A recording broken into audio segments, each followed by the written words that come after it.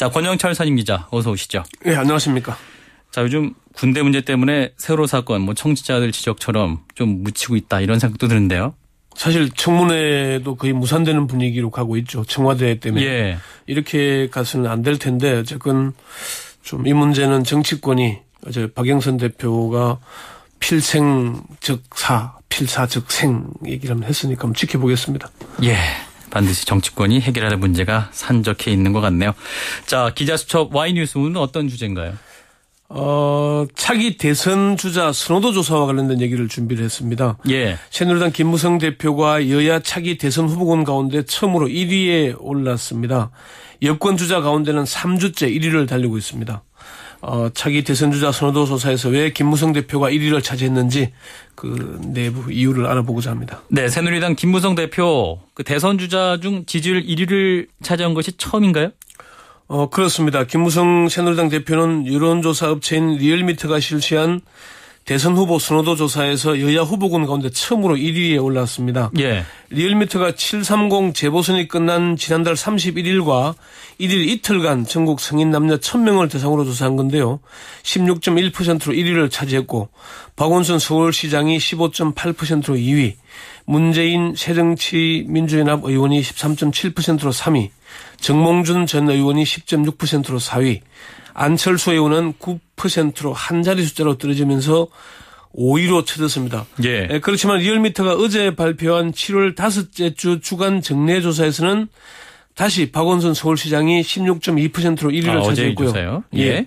김무성 대표는 14.5%로 2위, 문재인 새정치민주연합 의원이 14%로 3위, 안철수 의원이 다시 두 자리 숫자로 올랐으면 10.4%로 4위를 각각 차지했습니다. 예. 그동안 여권 주자 사이에서 김무성 대표는 좀 두드러지지 않았다 이런 평가가 지배적이었고. 예, 그렇게 존재감이 있긴 했지만 대선 주자로서의 후보군은 아예 안 나왔죠. 예. 그럼 어떻게 1위에 올라갔을까 분석한다면요? 새누리당 정몽준 전 대표나 김문수 전 경기지사뿐만 아니라 남경필 경기지사, 원희룡 제주지사, 홍준표 경남지사에도 대중성 면에 있어서는 좀 밀렸다 이렇게 보는 게 맞겠죠. 예. 그렇지만은 전당대회에서 친박계 자장인 서청원 의원을 꺾고 당대표로 선출된 뒤에 재보선에서 여당의 압승을 이끌면서 지지율이 급상승한 것으로 이렇게 분석이 되고 있습니다. 예. 반면에 정몽준 전 대표는 서울시장 선거에서 패배했고 김문수 전 경기지사는 재보선에 출마하지 않으면서 뒷걸음질을 치는 그런 상황이었죠. 예. 이런 외형적인 이유가 있고요.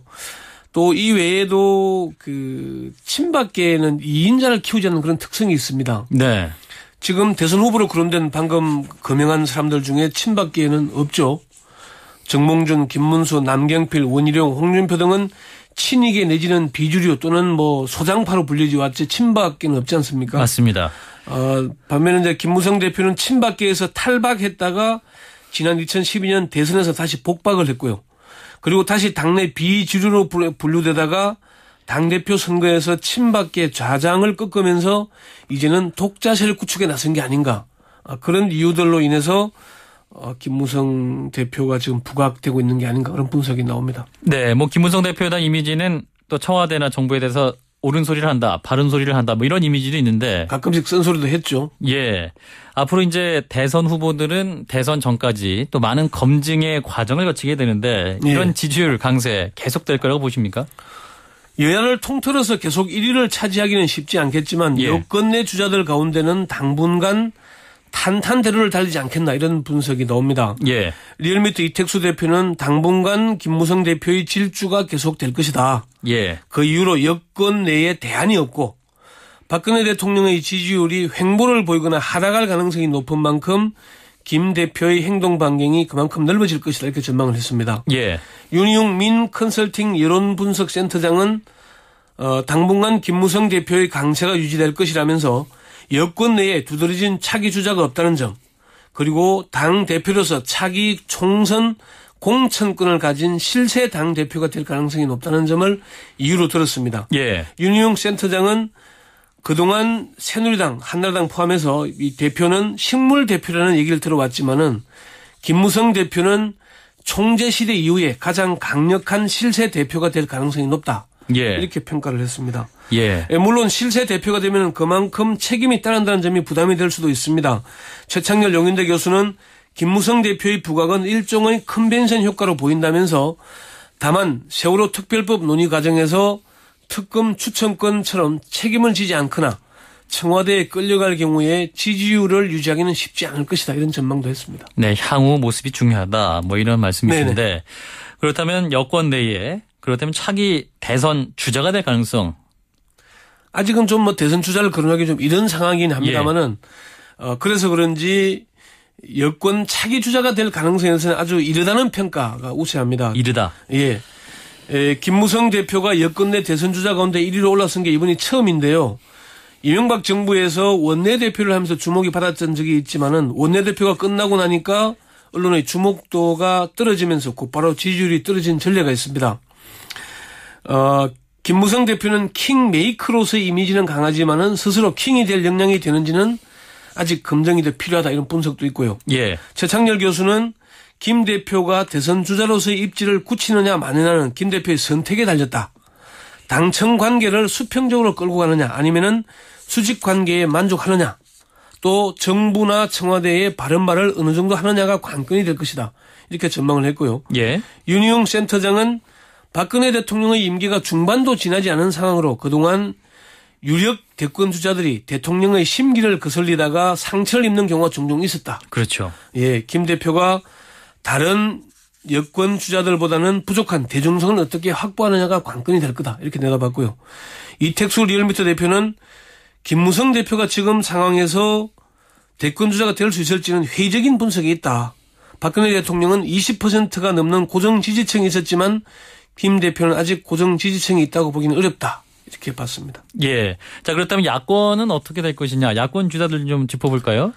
야권에서는 손학규 전 대표가 정계 은퇴를 선언하면서 박원순 서울시장과 문재인 의원이 이강구도를 형성하고 있고 안철수 전 대표는 일단은 하락세를 보이고 있습니다. 예.